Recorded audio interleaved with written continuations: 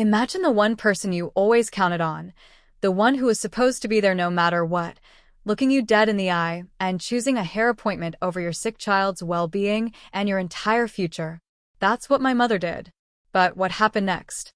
What happened when I finally said no was a level of manipulation and betrayal I never thought possible, a level that landed them right on my doorstep, suitcases in hand, claiming to be homeless. My name is narrator's name, if desired, otherwise I'm 31 and a single mom to my incredible son, Gregory.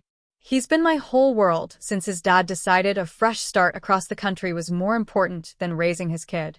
We get birthday cards with $20, sometimes. That's about it. For 4 years, I've been grinding in an administrative role. It pays the bills barely. Rent, childcare, Gregory's asthma medication. It's a constant, dizzying juggle. For 6 months, I poured everything I had into positioning myself for a promotion to executive assistant. This wasn't just a salary bump to me. It was the difference between holding my breath every time I went grocery shopping and finally being able to breathe a little. My boss, Andrew, had been hinting I was the front runner, and the interview was finally set for Friday at 2 p.m. My plan was perfect. Gregory at school, a quick lunch, rock the interview. Back at my desk by 3:30. Easy, right? Then, Wednesday night, Gregory started coughing. Not his usual cough, but that deep, barking seal cough.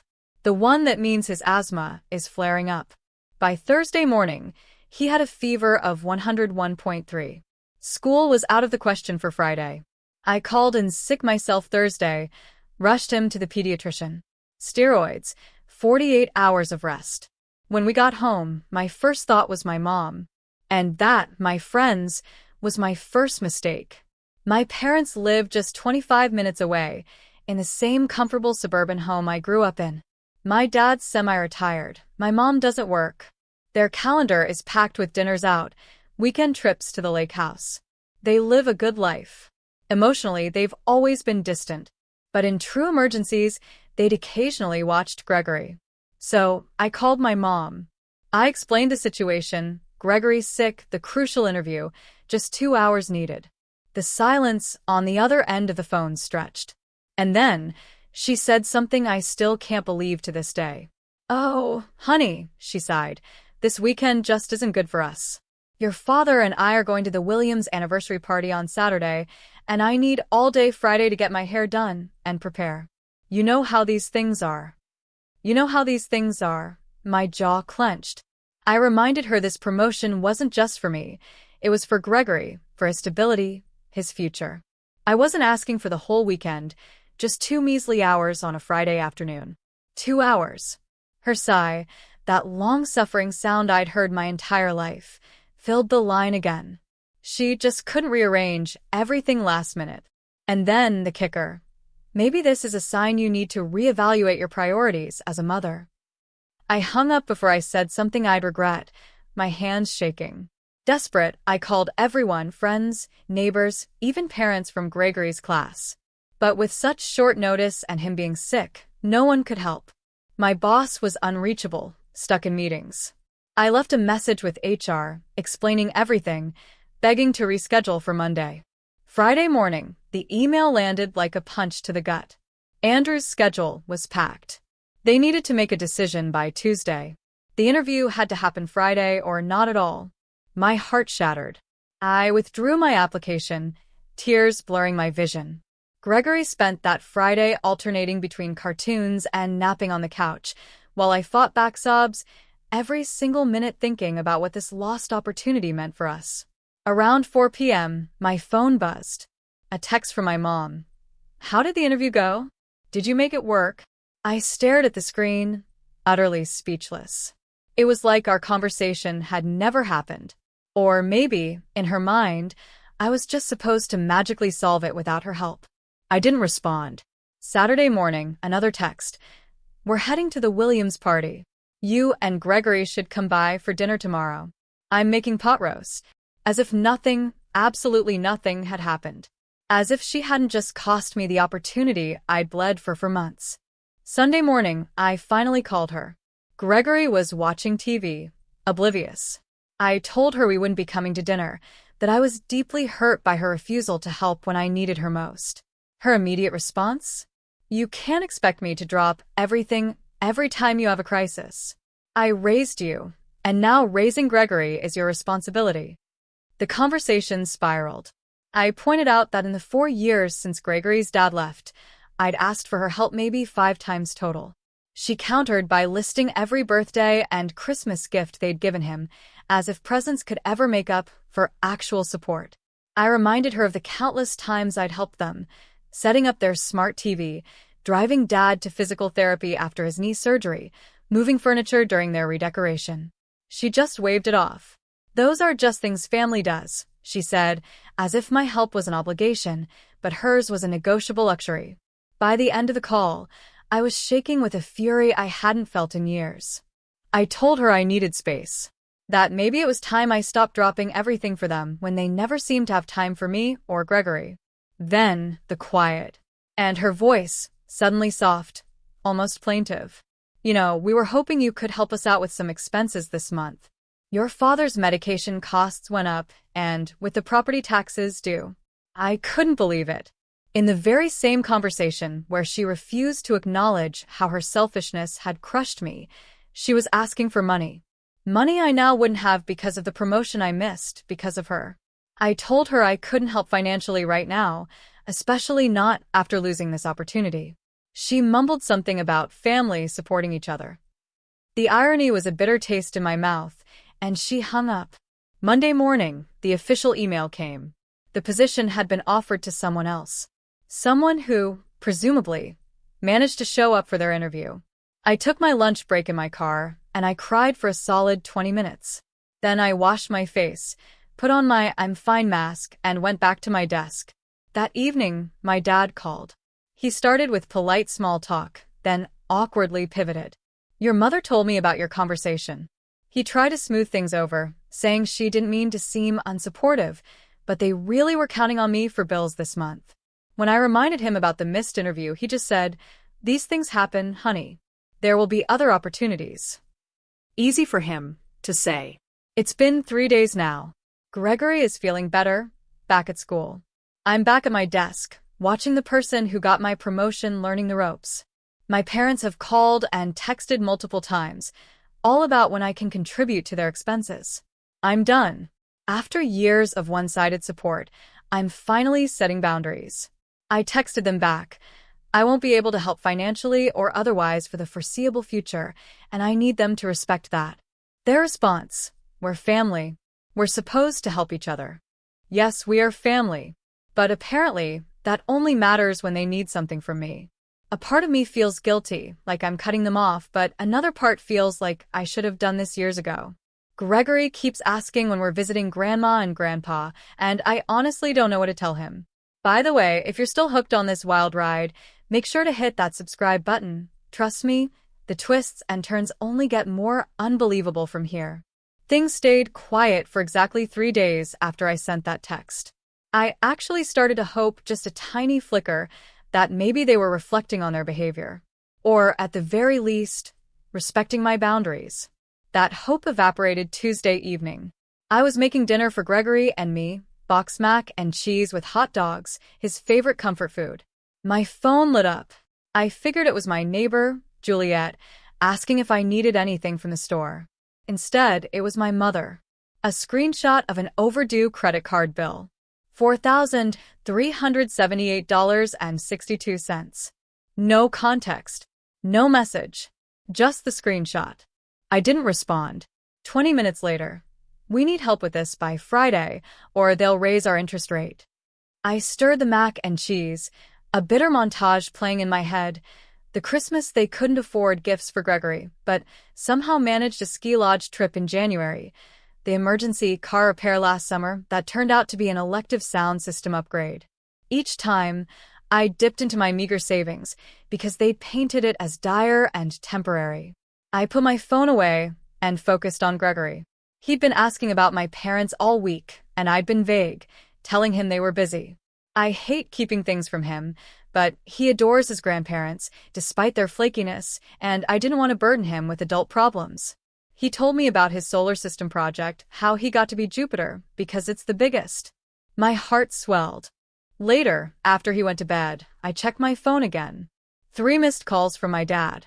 A voicemail, his voice tense. "Honey, call us back. This is important. Your mother is very upset." I didn't call back. Instead, I sent a text reiterating that I couldn't help financially right now, especially after losing the promotion. Then I turned my phone on silent and spent an hour applying for jobs. That promotion fiasco had been a harsh wake-up call. 4 years of loyalty to a company, and I was still easily replaceable. I needed to look out for Gregory and myself first. The next morning, I woke up to a novel-length text from my mother. The credit card debt, she claimed, was mostly from helping me and Gregory. This was news to me.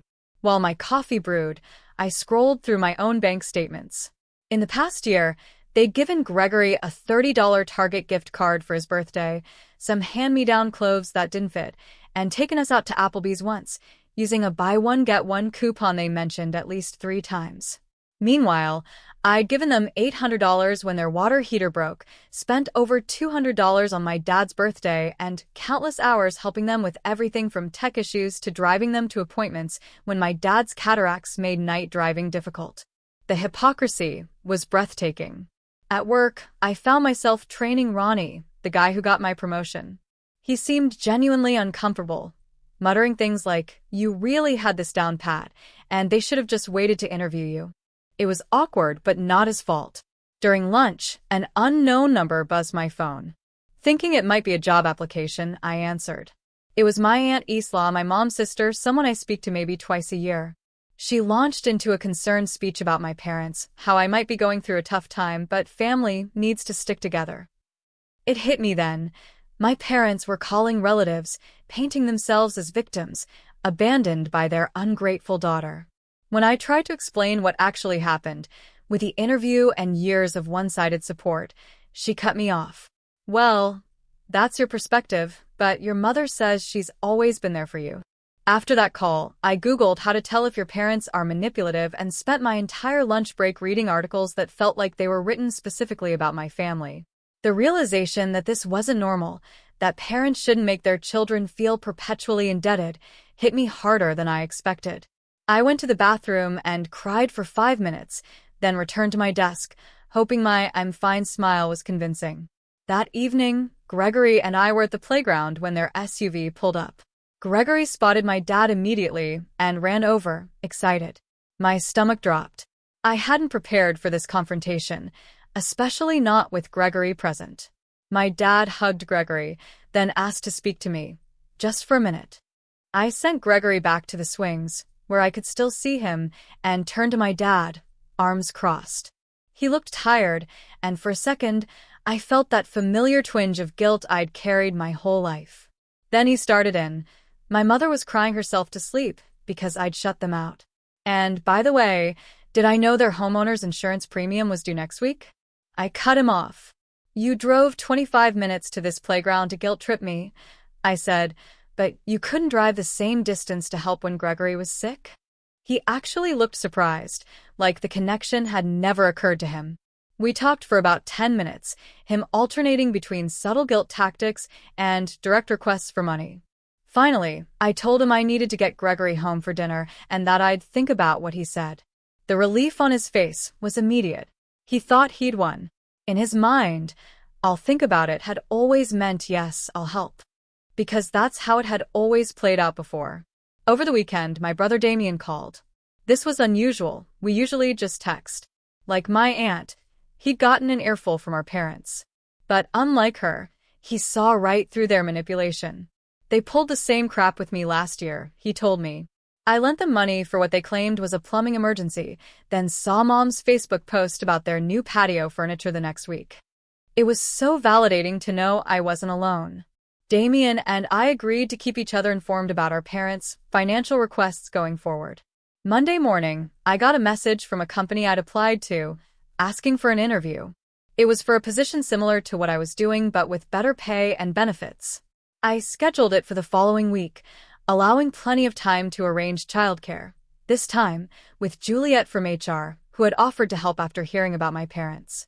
That afternoon, my mother texted again. "We are very disappointed in your attitude. Your father and I have always supported you, and this is how you repay us? We need to talk about this credit card bill." I didn't respond, but I did check their Facebook page. There were posts from just the previous weekend, showing them at a nice restaurant with friends, my mom in what looked like a new dress, caption, "Feeling fabulous in my birthday splurge." Tuesday night, Gregory was in bed, and I was folding laundry when someone knocked on the door. It was almost 9 p.m. I checked the peephole. My mother stood there, looking somehow both angry and victimized at the same time. I opened the door, but didn't invite her in. She immediately launched into a speech about family obligations and how she and my dad were facing severe financial hardship due to unexpected expenses.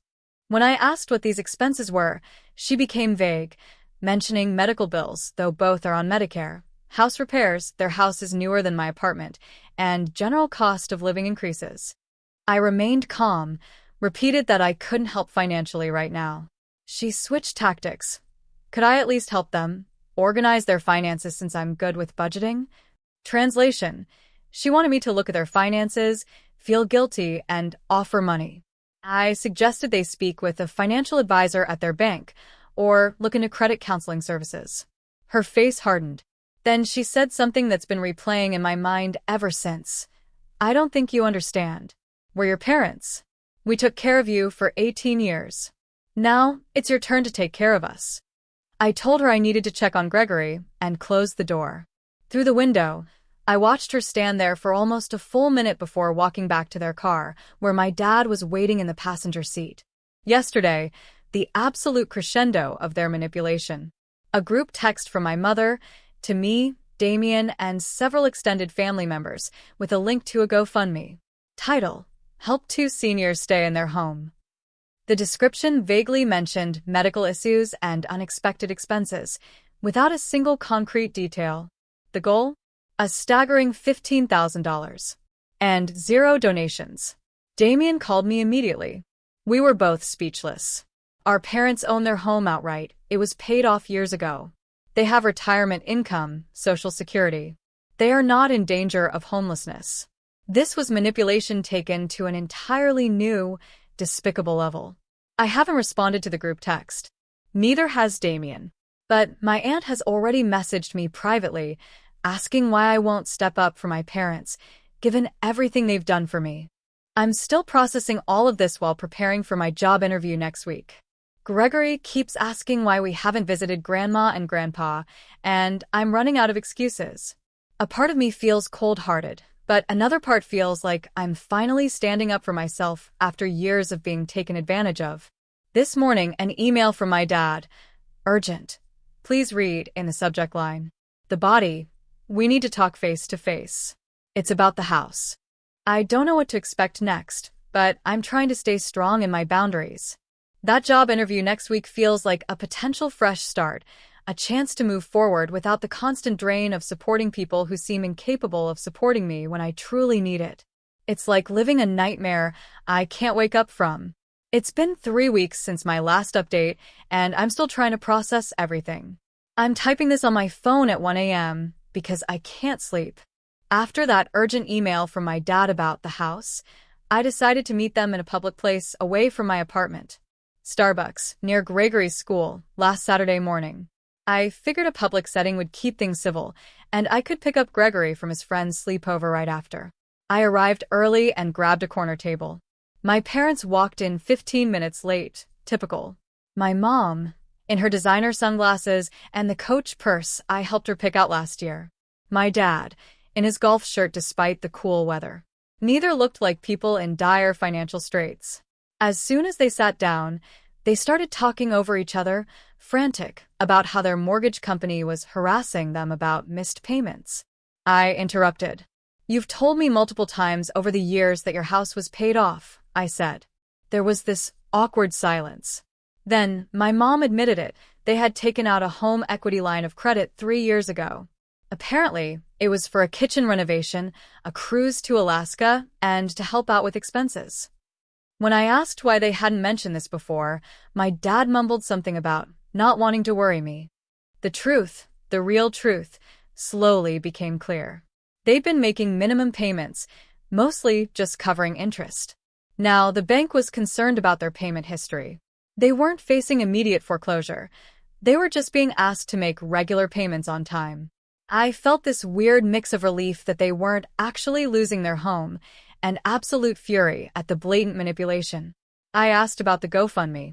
It had accumulated a grand total of $175 from 3 donors.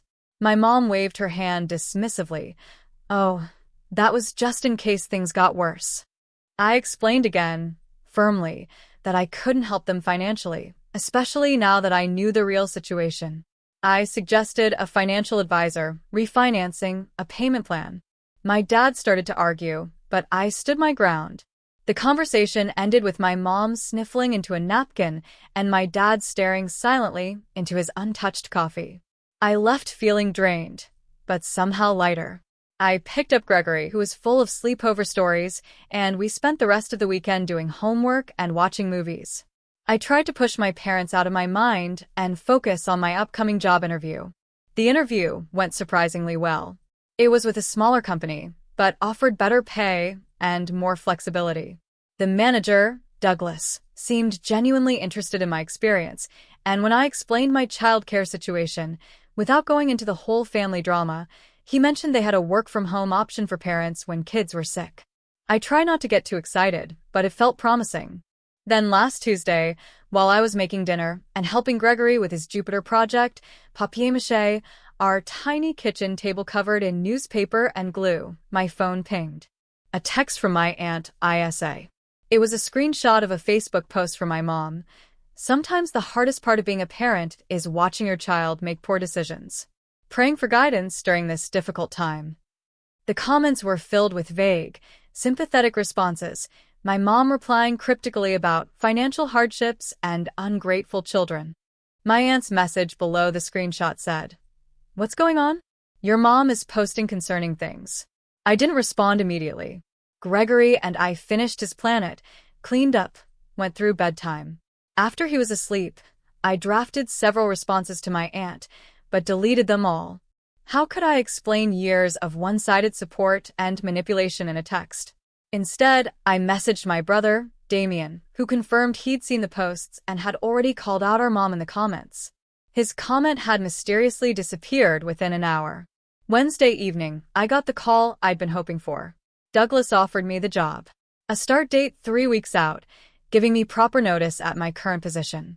The salary was $2,000 more than what the promotion would have been, plus better benefits, and that crucial flexibility for Gregory's needs. I accepted on the spot. A wave of pure relief washed over me. This was the fresh start we needed. I picked Gregory up from after-school care and took him for ice cream to celebrate. While we were sitting at the little table, an unknown number called. I almost ignored it, but something made me answer. It was our apartment complex manager, asking if my parents were authorized to enter my unit. Apparently, they had shown up, claiming they needed to drop off something important for Gregory, but had forgotten their key. My stomach dropped. I had never given them a key, and they were definitely not authorized to enter my apartment. I told the manager absolutely not, thanked her for checking, and immediately called my parents. No answer from either of them. I rushed Gregory through the rest of his ice cream and drove home, my heart pounding, worried about what they might be up to. When we pulled into the parking lot, their SUV was still there, parked in a visitor spot. I told Gregory to wait in the car with the doors locked, something I'd never done before, and promised I'd be right back. I tried calling my parents again as I walked to the manager's office, but still no answer. The manager, Ariana, looked relieved to see me. She explained that my parents had become increasingly insistent about accessing my apartment, claiming they'd left medicine for Gregory inside. When she'd refused without my authorization, they'd sat down in the lobby, declaring they would wait. They'd been there for almost 2 hours. I steeled myself and walked to the lobby, where I found them sitting, a small suitcase next to my mom's oversized purse. They looked up when I entered, and my mom immediately burst into tears. My dad stood and launched into an explanation. They'd had a misunderstanding with their mortgage company and their utilities had been shut off due to clerical errors. They needed a place to stay, just for a few days, until everything got sorted out. I stood there, speechless with disbelief. They had tried to manipulate their way into my apartment before I got home, presumably to establish themselves before I could object. I asked why they hadn't called first. My dad claimed their phones were about to be shut off too, and they wanted to tell me in person. Yet, they'd managed to drive 25 minutes to my apartment and wait for hours, instead of just making a call. I told them, simply, they couldn't stay with me. My apartment has one bedroom, which I share with Gregory, and a pull-out couch barely big enough for one. More importantly, I wasn't comfortable having them stay after everything that had happened. I suggested they go to a hotel, using that credit card they'd recently shown me, or stay with my Aunt Isa, who lived closer and had a guest room. My mom's tears turned to anger. She said I was abandoning them when they needed me most, just like I had accused them of doing to me. My dad started listing all the things they'd done for me growing up, paying for school lunches, buying clothes, doctor appointments, basic parental responsibilities, presented as extraordinary acts of generosity. Gregory was still waiting in the car, so I had to end this quickly. I told them firmly that I would help them find alternative arrangements, but they could not stay with me. My mom grabbed her purse and stormed out, but my dad lingered, looking genuinely confused, as if he couldn't understand why I wasn't folding, like I always had before. I spent the next hour making calls to my aunt, who reluctantly agreed they could stay with her for a few days, to my brother, who offered to drive over and help if needed, and finally, to my parents, leaving a voicemail with my aunt's address and phone number. All while trying to keep things normal for Gregory, who sensed something was wrong but didn't understand what.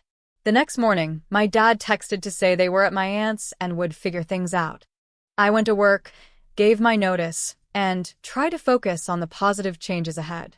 When I picked up Gregory from school, he asked if Grandma and Grandpa were okay. I kept my explanation simple. They were having some problems with their house, but were staying with Aunt Isa. He seemed satisfied with that. Friday afternoon, I was at my desk, finishing up paperwork, when my phone buzzed with a notification from my building's resident portal. Someone had requested to be added to my apartment's approved visitor list. My parents. I immediately declined the request and called the manager to make it clear they should not be given access under any circumstances. Ariana hesitated, then told me something concerning. My mom had come by earlier, claiming she needed to drop off Gregory's medication. When reminded that I had specifically denied them entry, she'd become argumentative, insisting that as Gregory's grandmother, she had rights. Ariana had remained firm, but warned me that my mother had mentioned coming back on Saturday, today, when she knew we'd be home. I thanked her and spent the rest of my workday distracted, running through scenarios in my head. When I got home with Gregory, I double-checked our locks and closed all the blinds, something I rarely do. We ordered pizza for dinner, and I tried to keep things upbeat for Gregory's sake, suggesting we build a blanket fort and watch a movie inside it. Around 8 p.m., halfway through How to Train Your Dragon, popcorn scattered across our fort, someone knocked on the door. I knew immediately who it was. I told Gregory to keep watching while I answered, positioning myself so the door wouldn't open fully. My parents stood there, with the small suitcase from before, plus 2 more bags. My dad smiled, as if nothing was wrong, and said they decided my place made more sense than my aunt's, since I had more room. Completely untrue, and was closer to their doctors, also untrue. My mom peered past me, calling out to Gregory, who perked up at the sound of her voice. I stepped into the hallway, partially closing the door behind me, and told them directly, "You cannot stay with me. Not now, not this weekend, not just until things get sorted out." My mom's face hardened. Then she said something that chilled me to the bone. "We'll see what the police have to say about a daughter turning away her elderly parents with nowhere to go." It was such a blatant threat that I almost laughed. I calmly explained that as adults with resources, including at least one functioning credit card, a car, and relatives willing to house them, they were not homeless or elderly in any vulnerable sense. If they contacted the police, they would simply be directed to social services or back to my aunt's house. My dad, seemingly realizing their threat had failed, changed tactics. He mentioned that Gregory's birthday was coming up next month, and Wouldn't it be sad if they couldn't attend or bring presents because they were living in their car? The manipulation was so transparent, it made me feel sick. I told them I needed to get back to Gregory and that I would be blocking their numbers temporarily. I suggested they return to my aunt's or use their credit card for a hotel. Then I went back inside, locked the door, and returned to our blanket fort, my hands shaking slightly. Gregory asked if Grandma and Grandpa were coming in. I told him they had just stopped by to say hello, but had to go to Aunt Isa's house. He accepted this and went back to the movie, but I spent the rest of the evening on edge, jumping slightly at every noise from the hallway.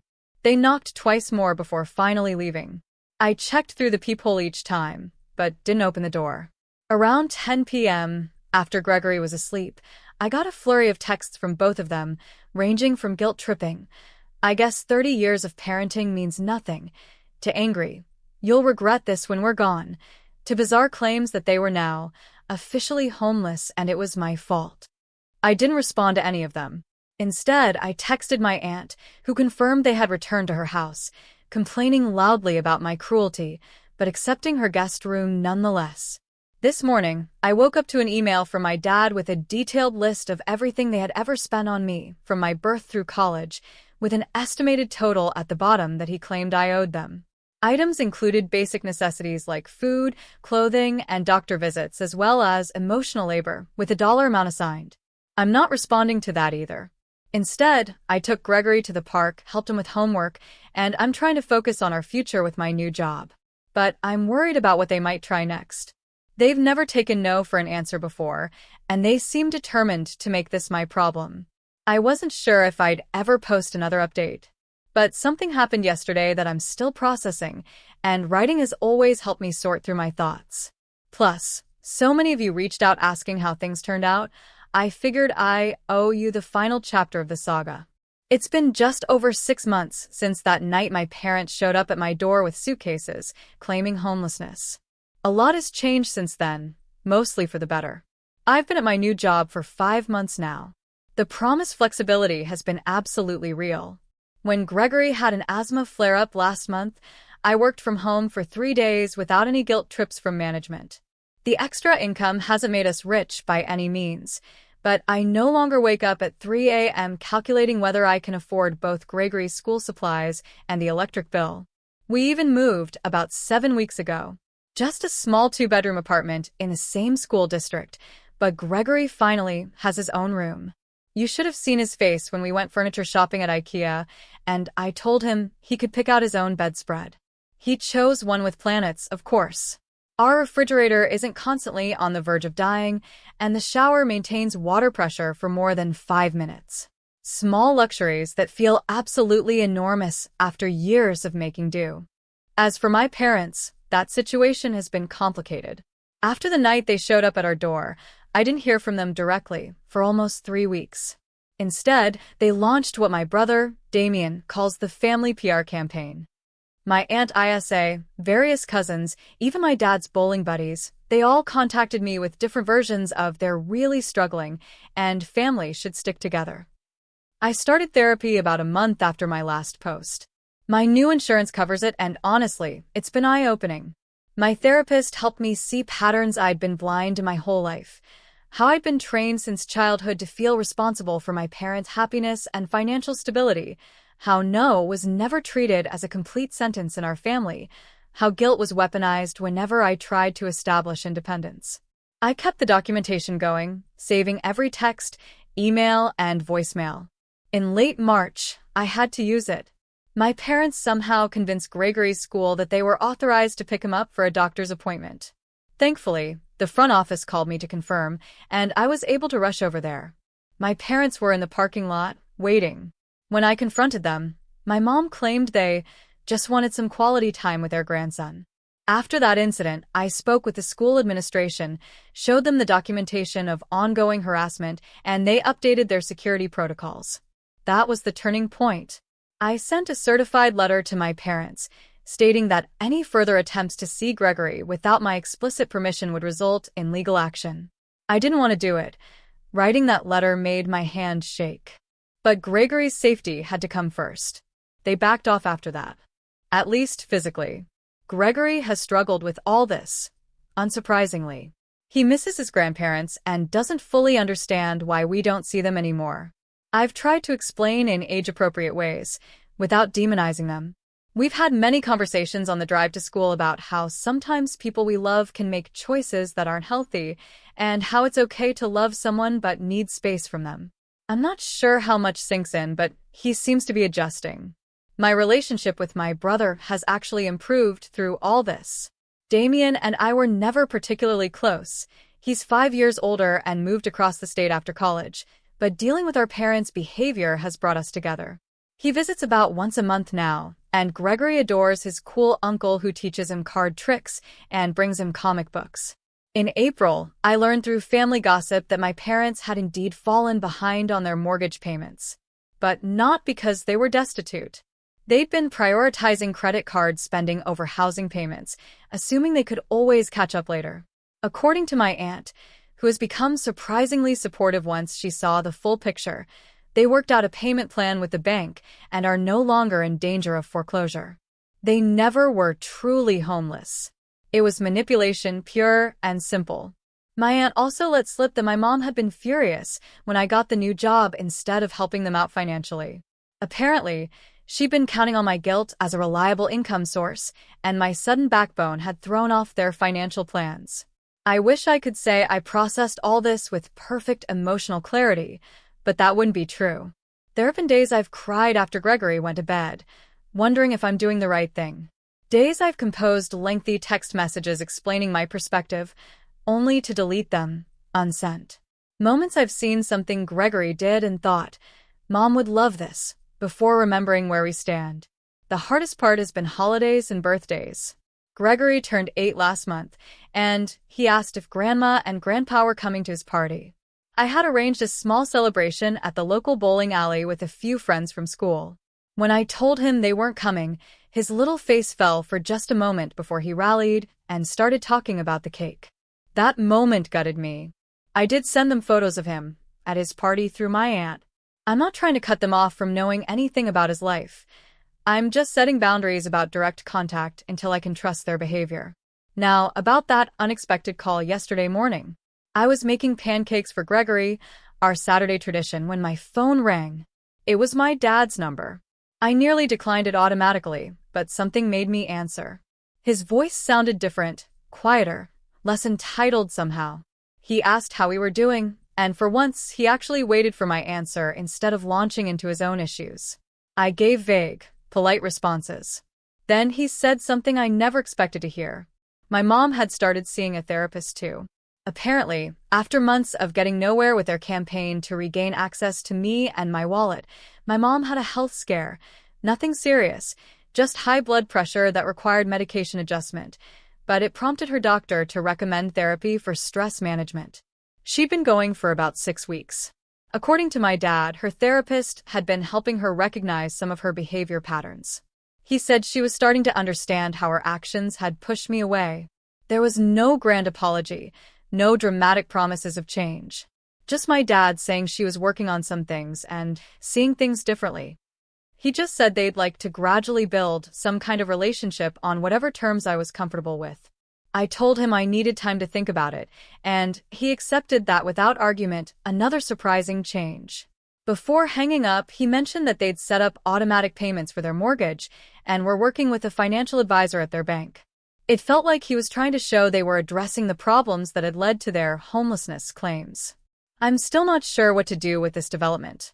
6 months of therapy has taught me to be cautious about getting pulled back into old patterns. But it's also helped me recognize that relationships can evolve if both parties are willing to do the work. The question is whether my mom's therapy is genuine self-reflection or just another tool to get what she wants. For now, I'm taking it day by day. I've suggested to my dad that we start with occasional emails, sharing updates about Gregory, photos, school achievements, that kind of thing. No in-person visits yet. No financial discussions. And absolutely no unsupervised contact with Gregory. He seemed surprisingly okay with these terms. My therapist has suggested that true change takes time to prove itself. Words are easy. Consistent actions over months or years are what matter. So, I'm proceeding with cautious optimism, but keeping my boundaries firm. Life isn't perfect. Our new apartment has a persistent dripping sound in the bathroom that the maintenance guy can't seem to fix. My car made a concerning noise last week that I'm ignoring because I don't want to know what it will cost to repair. Gregory still sometimes has nightmares and crawls into my bed at 2 a.m. My new job has its own stresses and office politics. But underlying all these ordinary challenges is a new feeling I'm still getting used to. The sense that I'm finally steering my own life instead of just reacting to everyone else's emergencies. It's both empowering and terrifying. I don't know what the future holds with my parents. Maybe they're truly changing. Maybe this is just a more sophisticated manipulation. Either way, I'm no longer the person who will sacrifice her future and her child's well-being to meet their demands. This journey has been grueling, but it's shown me the power of standing up for yourself, even when it's your own family. I'm curious, have any of you ever had to draw such a hard line with family? How did you navigate it, especially when kids were involved? Let me know your thoughts in the comments below. I'm really eager to hear your experiences.